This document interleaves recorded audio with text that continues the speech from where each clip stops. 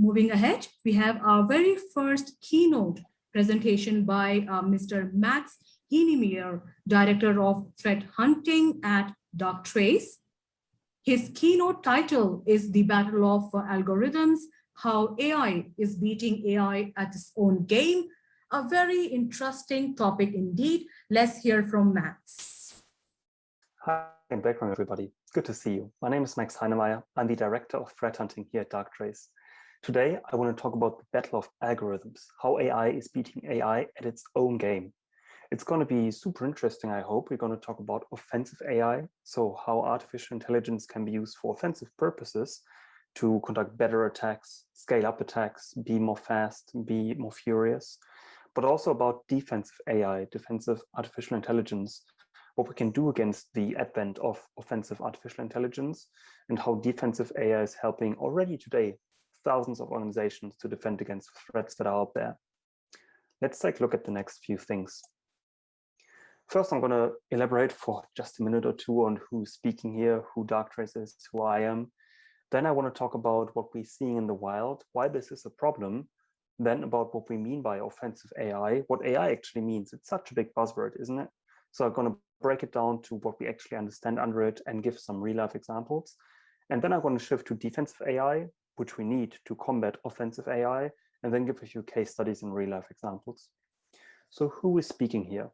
As I said, my name is Max. I work for Darktrace. We are a public company with over 30 offices worldwide, over 5,000 customers, and over 1,500 employees.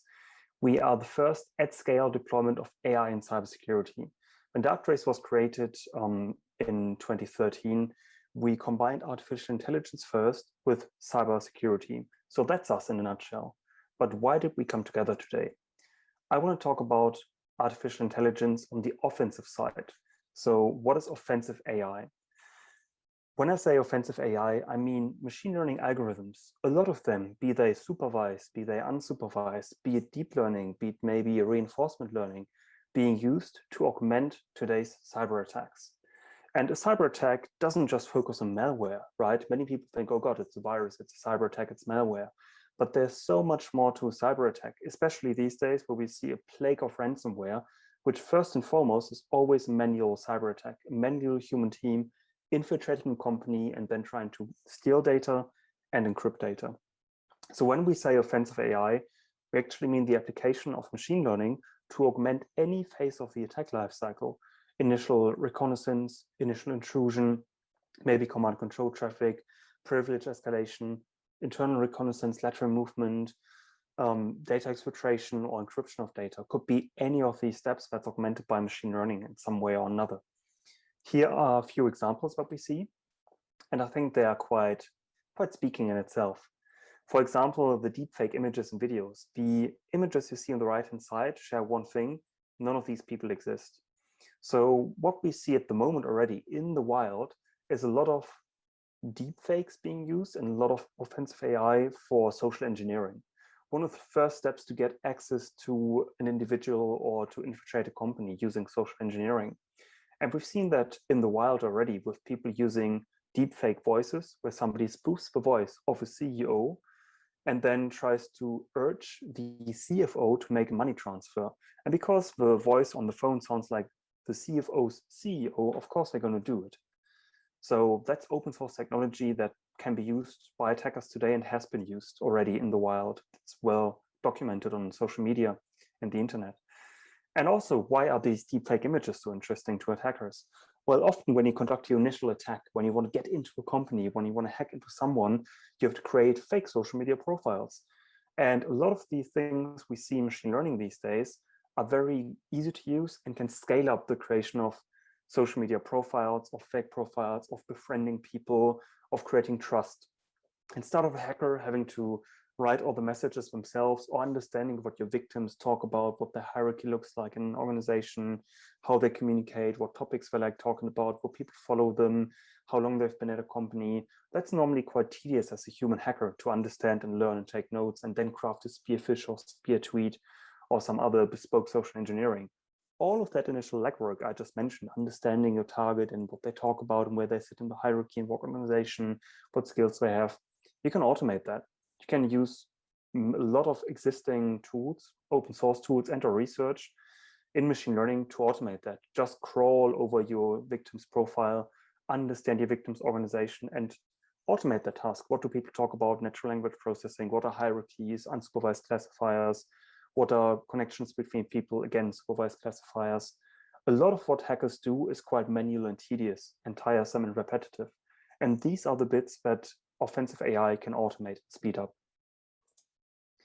Now, already today, it's not a fair game, right? If you think about today's threat landscape, all the rampant ransomware and the targeted attacks and the collateral damage being done by nation-state attackers, look at SolarWinds, look at the Hafnium attacks against Microsoft Exchange servers.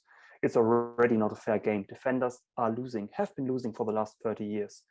That's why on the horizon, when we see offensive AI coming up and becoming more popular and more incorporated in attacks, it is going to be a paradigm shift. People are already losing today. Defenders are already losing the game. We see it every day in the news. Even big companies with the biggest budgets in the world are still getting hacked and lost all the data and are still getting encrypted from ransomware. So now imagine the barrier to entry for attackers is lowered even more. Using offensive tools, conducting hacking attacks, it's even easier because the tools you use are smarter, use some form of machine learning.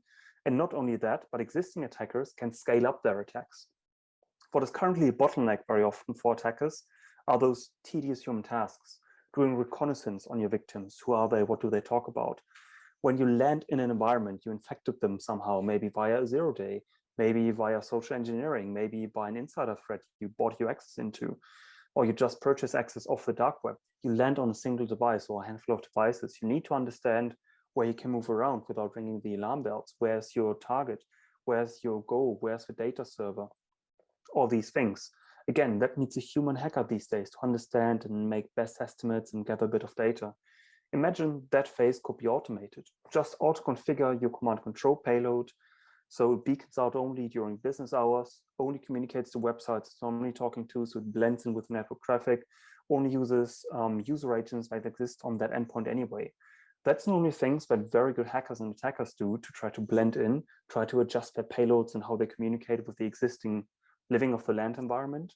But that's, again, a very manual and human task. That could be, again, automated by using some form of machine learning. By understanding the environment, payload lands in, and then just learn what's normal, and then adjust its beaconing or its way of laterally moving to whatever it finds there. RDP, SSH, Telnet, existing credentials, brute force, use whatever is there. So if that's coming up, we still have the humans as one of the weakest links. And human teams in particular, defending teams, because let's face it, right now we're losing the game and the workforce is already being overworked. Most companies have no dedicated security teams, no dedicated security budget for advanced detections or for any other form of dealing with advanced attacks. Legacy tools can already not keep up as of today with existing threats. Now we've got this new threat on the horizon that is already in the making. Big nations spend billions of dollars in research into AI, offensive cyber capabilities, and military applications. I'm going to talk about one or two prototypes we've created here at Darktrace by ourselves, just to show you that it's not extreme rocket science to create these offensive AI applications. And here we see an example of what we created at Darktrace. Of course, we use defensive AI. That's what we do at the heart of everything we do. But we created some offensive AI in the email environment to test our own solutions, to test what we call Antigenic email. We've got a very strong product here in our email environment that we give out to customers, and it learns normal for every email environment. It doesn't use static block lists and signatures and spam lists and just block lists, attachments, and bad links. It basically learns every email by itself. It starts to understand every email environment, learn the context, and learn what is normal, not look for what is bad. And then it can detect attacks, CFO fraud, insider threat, if new attachments come in, if malicious links are sent, spear phish, and all that kind of stuff. And to test that solution, our defensive email solution, we created an offensive AI engine to create spear phish at scale. And what you see here is one of those examples that was fully created by AI. It's a completely believable email. There's an attachment that blends in. The email address it comes from looks very close or similar to what the defensive organization uses, so the victim organization. And this is basically indistinguishable This can't be distinguished by humans anymore. It's so close, you can't put the responsibility on your human team to always be alert. There's always going to be a socket of people who can't take the awareness training, who take it, but they're just not cyber aware. Their daily business revolves not around cyber, but other things. And that's good. That's what it should be, right? The tech needs to do a better job. You can't always expect people to find these attacks. Of course, if they can, that's great, but you can't bank on it. And this example was created by our offensive AI, just understanding from open source intelligence who works where in the target victim organization. And of course, it's anonymized here, so don't worry about that. Who talks to whom, who works in which team, who's a junior, who's a senior. And then the AI decided autonomously which emails and relationships whom they normally use in open communication, and then created, based on all of that knowledge. So all the attacker had to do in our labs here is click a button and say, that's my victim organization, and what popped, taking hundreds of hours or tens of hours for a hacker to create this, all by the click of a button done. And that means if we can do this here in the lab, imagine what is on the horizon already happening out there with nation states spending billions on AI research, offensive cyber research, and military applications, right? This is being cooked up already. And what we also know is that the legacy approach can't keep up. What I mean by legacy approach is always looking at yesterday's attacks. I mentioned this earlier, using static roots and signatures. Oh, we've seen this botnet, so tomorrow we can block it. Oh, somebody's been hit by a spearfish, so the other customers are protected. But that just doesn't ring true anymore. That doesn't work even today, because legacy tools are always retrospective, they are static, and they're siloed. And we see it in a nutshell here, mark my words, SolarWinds is the death knell for the first generation security tools by the CISO of eBay Classifieds. Now, what we think is a part of the solution here from the tech perspective is defensive artificial intelligence. Either for today's threats, we see that in our 5,000 customers where we do protect every single day against targeted advanced persistent threats, spear phishing, insider threats, supply chain attacks, the application of advanced tools. And what we use here is self-learning AI. What we mean by that is we don't use just supervised machine learning trained on previous examples of bad, maybe a million files that are bad or a million domains that are malicious. And if you see a new domain, you can say, oh, that new domain looks similar to the previous 1 million domains, so I think it's bad. That is supervised machine learning. That is better roots and signatures. It's better than we had before, but it's not groundbreaking. If a truly novel attack hits, a supply chain attack, 0-day or something that has never been seen before, it's going to evade supervised machine learning classifiers. So what we do instead, we don't use supervised machine learning for detection, we use unsupervised machine learning. We use self-learning AI. It doesn't need lab training data. It doesn't need constant updating. It accepts and changes with the environment as the environment changes, and it focuses on you. It learns from scratch your environment, your industrial environment, your cloud, your software service environment, your network, your email environment, your home office workers environment. And then when something big happens that looks like a cyber attack, even if we've never seen it before, it's going to spot it and stop it as it happens. So it's extremely robust. It doesn't take data from other customers' organizations. It's focused on you. If Darktrace doesn't have an internet connection to the Darktrace headquarters, it can still run 100% perfectly fine because it doesn't need constant updating of threat intel feeds and new signatures and routes. But we don't stop there. We don't just alert bad things. We can also stop them as they happen. We call that autonomous response. After learning self and detecting these attacks, Darktrace can always bring it back to this baseline, to this normal behavior.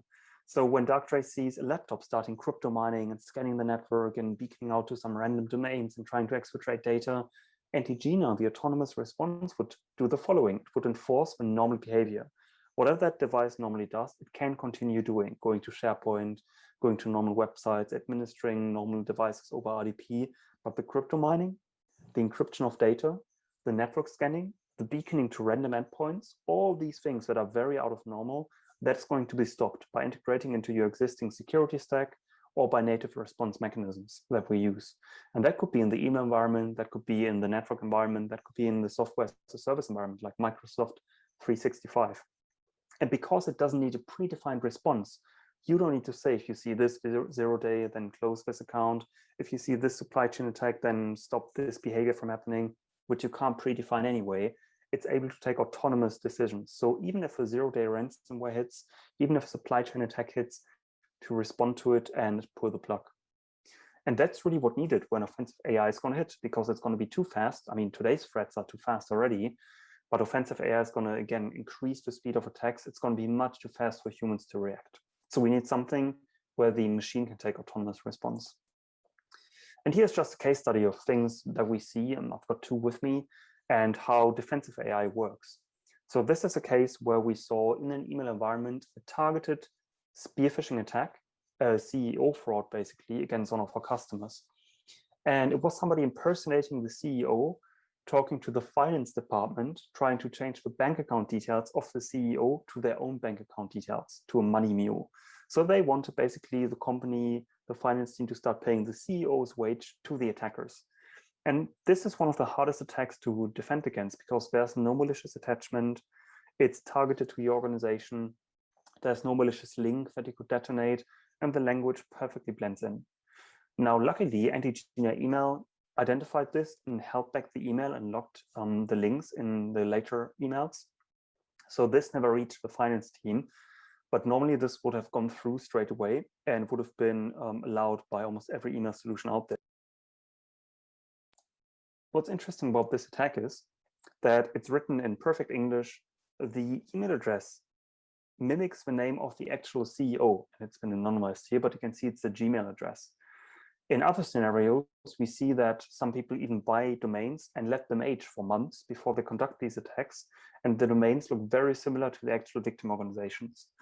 So we detected this by saying, look, this looks like a spoof. It looks like the CEO, but it isn't really. It's a free mail address, but again, this could be, targeted registered address. So it's not just based on the fact that it's Gmail. The tone and style is very unusual. The CEO normally doesn't talk to the finance team about these kind of details. Normally, the finance team doesn't receive this kind of communication. And there were many other anomalies. So we didn't say, this is a malicious email address, therefore we're going to block it.